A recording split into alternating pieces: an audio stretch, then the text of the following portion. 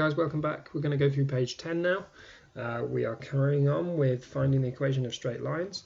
We've done it all sorts of ways on the previous couple of pages, testing where the points lie on the line, finding the equations from an actual graph, looking at how to find gradient and y-intercept from an equation, etc.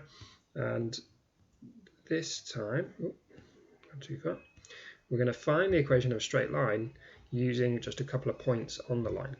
Okay, so I'm going to show you how to do these ones where you've got a kind of a sketch rather than an accurate graph, and then we're going to go on to actually doing it without even a graph. Okay, so remember the things we need to write down the equation of a line are the gradient and the y-intercept. We're going to stick with using this slope-intercept form, y equals mx plus c, where m is the gradient and c is the y-intercept. First thing to notice about question A is that we can see the y-intercept.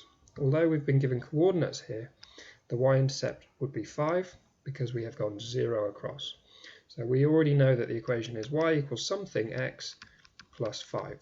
So that now let's focus on the gradient. And remember, for the gradient we need to know the rise divided by the run. And if we just use our coordinates here, we can find those things. So the rise is the difference between the two y coordinates here. So 11 take away 5, that gives us 6. And the run is the difference between the x coordinates. 3 take away 0, which is 3. So the gradient is 6 divided by 3, or 2. So the whole equation is y equals 2x plus 5. We did a lot of this, finding the gradient, in a previous pack page, so I'm not going to spend an awful lot of time on it now. Just remember to get your negatives the right way around and stuff, and you shouldn't have too much of an issue. Okay, pause the video and then I'll show you the answers to these two. Here are the answers to the other questions on number 5.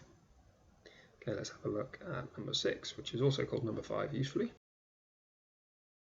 Okay, this time same sort of question, but we're not even given a sketch, but we're given the same information really, aren't we? We're just given two coordinates. So this is a y-intercept because it is 0 on the x-axis. So we know our equation is y equals something x plus 3. Now we just need to find out the gradient, so we're going to find the difference in the y coordinates.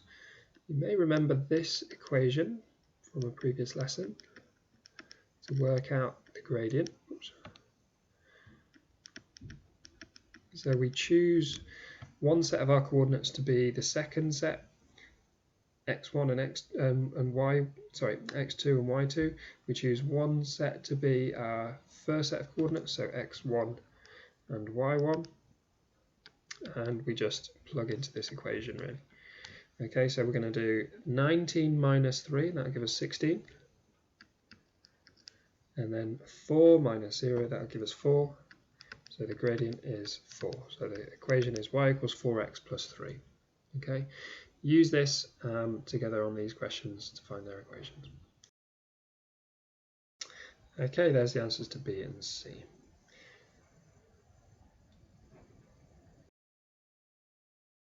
On number 6, we are given even less information. We're only told one set of coordinates that the line passes through, but we are told the gradient. So we know that our equation is going to look like this to begin with. Y equals 4x plus something, and it's that something we've got to figure out. So it's a kind of combination of what's above and the previous few questions. The previous question before, I think, where we were told, it was the last one on the previous page where we had to test whether a coordinate lied on the line. We know this coordinate is on the line. So I know I can substitute in this x coordinate, and this y coordinate is what I should get. And that's going to help me work out what c is. So if I put 1 in place of the x and 10 in place of the y, this is going to now give me 10 equals 4 times 1 plus something. And 4 times 1 is just going to be 4, obviously, so c must be 6. So our full equation is y equals 4x plus 6. So we don't carry on using 1 and 10 in place of x and y respectively. We go back to using x and y because those are variables, they can change. But what we found here is a constant which will not change, so that's going to stay as just 6. Okay, I'll have a get one more because these are a bit trickier, I think, and then I'll let you do the rest. So part B has a gradient of 1, so I know this is going to say y equals 1x, or just y equals x, plus c. That's what my equation is going to look like. I just need to figure out c. My x coordinate is 5, and my y coordinate is 2. So just replace those, substitute in. So 2 equals 5 plus c. So c must be -3. So my full equation is y equals x minus 3. There's no point putting plus -3, just put -3. Okay, pause and have a go at the rest. Okay, there's the remaining answers for that question. I would advise using fractions on the lower ones where possible. It's just easier to do. Okay, let's have a look at number 7.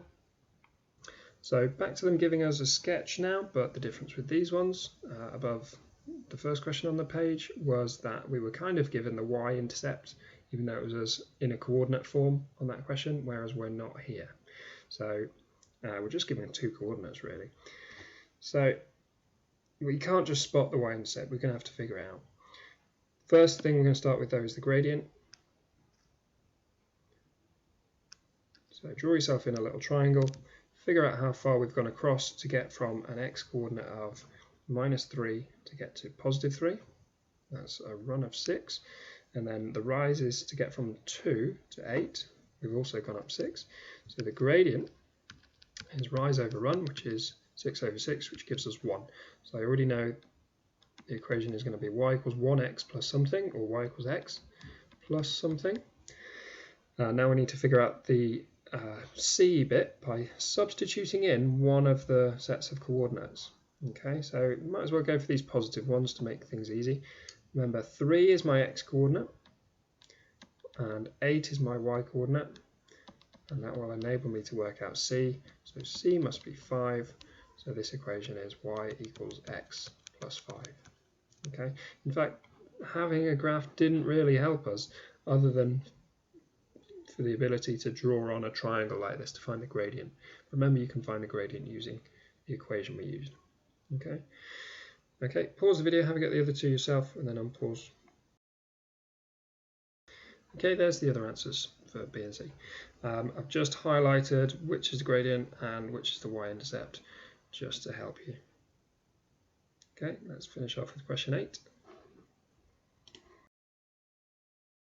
Okay, similar to above, but we're not even given the sketch this time. We're going to first find the gradient by doing the change in y coordinates. Okay, so the change between those y coordinates is 6, and dividing that by the change in the x coordinates, and that was 2. So rise divided by run gives me 3. So I know my graph is going to be y equals 3x plus something. I'm going to use one pair of those coordinates to substitute in to find what c is. So if I substitute in the first pair, 5 is equal to 3 lots of 2, which is 6, plus something, well, c must be -1. So the full equation is y equals 3x minus 1. I haven't done that in a very condensed way. I know there's not a lot of space to answer these questions, but on the answers I think I've done it a bit better. So pause the video here and then have a look at the answers. Just be very careful on the ones with negatives in. I'll just go through one of those actually first. Let's have a look at D.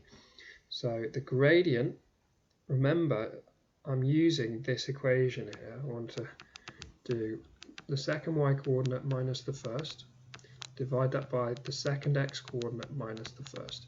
It doesn't matter which pair I call the second pair or the first pair. I just out of habit go for this being the second pair and this being the first pair. So the gradient on this one, okay, so 3 take away and then use the whole thing that we've got here. So -2 is going to be my change in y coordinates, and -6 take away, remember use the whole thing, -1. It's going to be my change in x coordinates. So remember, when we take away a negative, it becomes a plus, so we've got 5 on the top there, and -6 take away -1, that's going to become a plus and make that -5. So 5 divided by negative 5 is negative 1. That's a gradient. So my line is y equals negative x plus something. Substitute in some coordinates. I'm going to go with the second pair of coordinates here. So my y coordinate was 3. My x coordinate was negative 6. But when I use the negative of negative 6, it becomes positive 6. So you can see here that c must be negative 3. So my full equation is y equals negative x minus 3. Okay, pause the video, have a go yourselves. Okay guys, there are the final set of answers for that page.